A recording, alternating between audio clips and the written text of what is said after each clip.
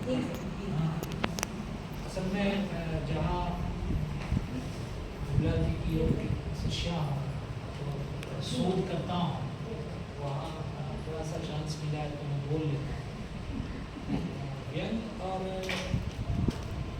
की जो परंपरा है वो वसुधैव कुटुंबकम की तरह बहुत पुरानी परंपरा, कम से कम अपने देश काय उठ बैठे और ले लेते हैं, खरबूजा बेल पसारी ललना, ढोलक सी मारगारी ललना, ये हमारी परंपरा है। वो भी कितना बोला, ये हमारी ही परंपरा है। जब शादियों में हम गालियाँ देते हैं, व्यंग की बात करते हैं, किसी ने कहा कि बर्छी के घावों से नापी जब रिश्तों की गहराई, बर्छी के घावों से नापी जब रिश्तों की गहराई,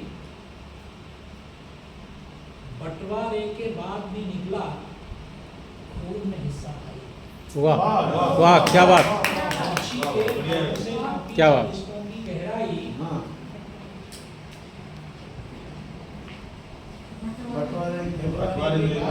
जानबूझ के रिपीट नहीं कर रहा ये हमारी परंपरा है। और परंपराएं हैं तो ये भी है कि जब एक बड़े राजनेता कहूँगा किसी कैद से आज़ाद होकर महाराष्ट्र आते हैं तो बादशाह पूछते हैं कि भाई राजे कहाँ गए, ये शिवाजी कहाँ गए?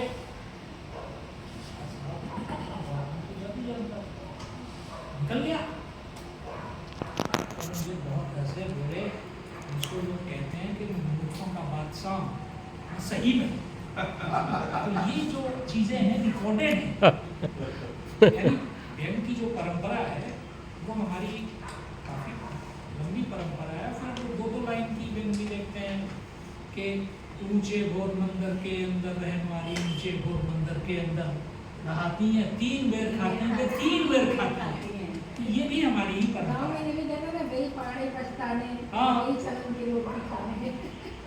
असल में जब कार्यक्रम की शुरुआत हुई, कबीर से शुरुआत हुई, बहुत अच्छी बात कही। हम बेसिकली हम जमींदार हैं। हमारी बेसिक चीज़ें, बेसिक अधिकतर ठकुराइत में, पठानियत में, बाबरियत में, मोदियत में का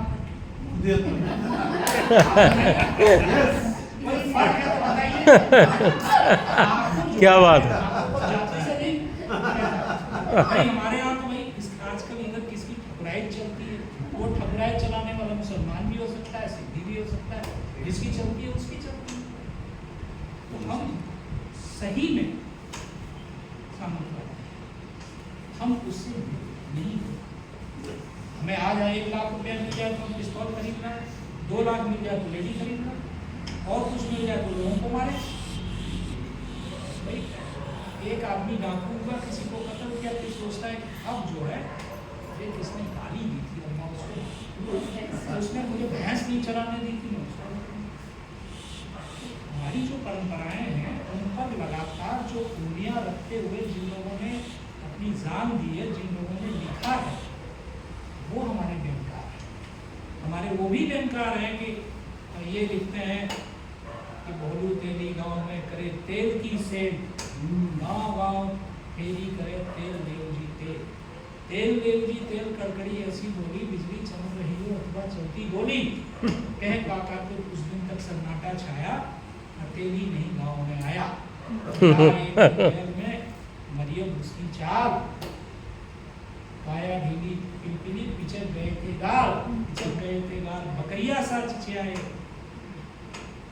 तेल देव जी तेल बहुत धीरे चिल्लाए। मैंने पूछा काका क्या हो गया तेरा? बोला काका ब्याह हो गया। इसी समय एक दूसरी व्यंग रचना मैं आपको सुनाता हूँ, एक ही मंच से पढ़ी जाती है कि मेरा सारा देश बिहार में बन जाए, जागते रहो जागते रहो जागते रहो, ये निर्भय हाथ रसीदा कविता। मेरा मैं सिर्फ ये कहना चाहता हूँ, व्यंग हमारी लंबी परंपरा तो है ही, हर युग में, हर समय में हर शतक में, हर दशक में रही और एक ही समय में सब तरह के व्यंग्यकार, चुटकुलेबाज भी रहे हैं, गहरे व्यंग लिखने वाले भी रहे हैं, और उसी मन से वो व्यंग लिखने वाले भी रहे, जैसा मैंने जिक्र किया कि मेरा सारा देश तो बिहार में हो जाए, जागते रहो, यही है। क्या व्यंग की परंपरा सिर्फ हिंदी में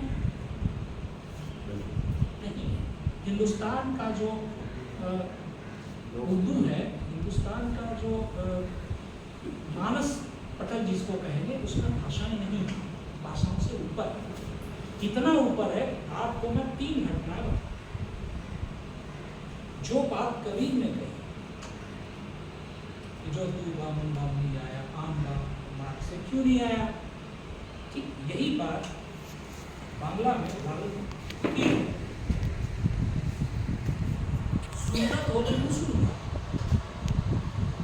लिखते हैं वो गीत है, जिसकी सुन्नत हो गई मुसलमान हो गई, काले मुसलमान जो मुसलमान बेटी उसका क्या होगा?